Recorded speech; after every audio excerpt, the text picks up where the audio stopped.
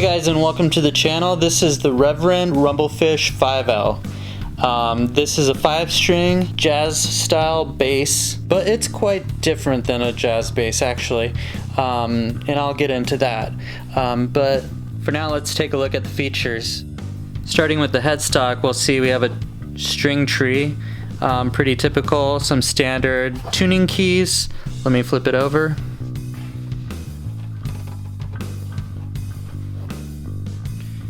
So we can see they're enclosed tuning keys. There's this handwritten serial number and overall bass number, and then it is initialed by JFN, which is Joe Naylor, who is the founder of Reverend. So this is a pretty cool, pretty early bass.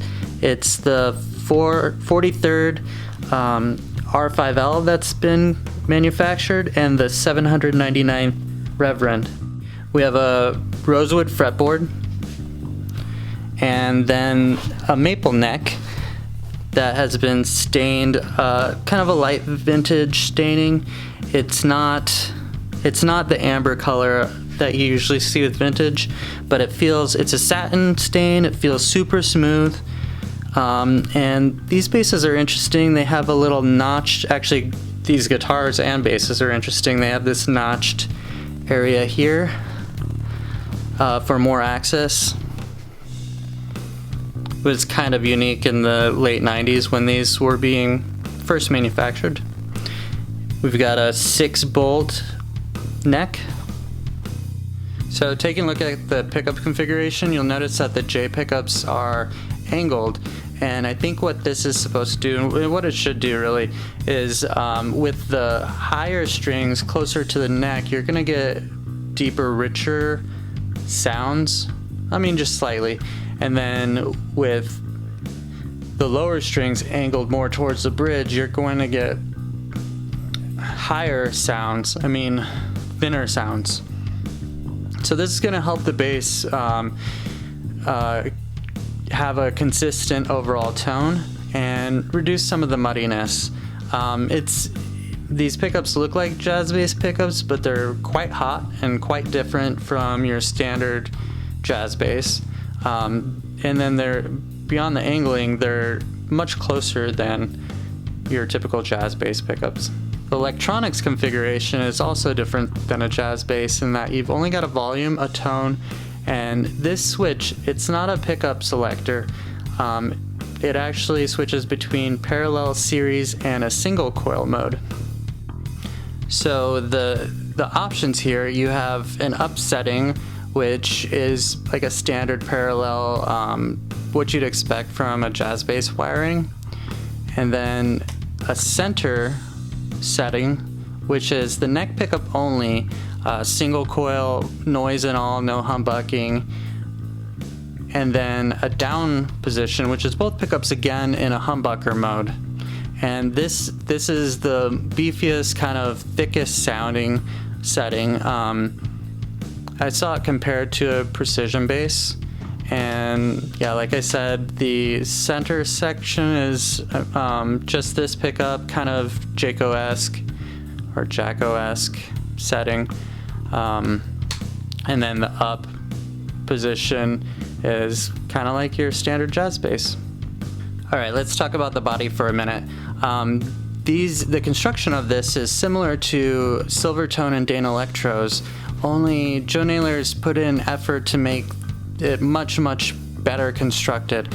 Basically, you have a strip of white mahogany that runs through the center of this, and then also another steel bar that runs along the board to increase resonance and change, make the tone overall better. And then it's just a kind of a plywood, highly pressed top and back, and then the sides are a slightly different material. But it makes for a pretty light instrument, and it also has that semi-hollow body sound without being so large. This is basically the same size as a jazz bass or standard bass guitar. So let's take a look at the bridge. I think some of their basses and guitars have string through bridge designs, but this one does not. Whoops, you can see that there's no string through body. The string ball is just caught at the end here. So on the back you've got standard strap buttons. Okay, so we've got this cool guard along the top. I don't think it's functional, but it may decrease some wear and tear along the top there. Or maybe just as you're playing, it may feel better to rub against this metal piece because it's pretty smooth than this corner edge. Got a pretty standard truss rod to make your neck adjustments. They do use a Switchcraft input jack. There is some slight buckle rashing, but it's pretty difficult to see unless you get it in just the right light, but it's a little bit here and a little bit here. Not too bad for a 20-year-old instrument. So back in the late 90s when they started manufacturing these, you could order them directly from Reverend, and this bass would have run you $729 plus $20 shipping, so you're at $750. Came with the gig bag. The case was an additional price if you wanted a hard shell case. Okay, so that's enough talking about the Reverend. Let's go ahead and hear how it sounds.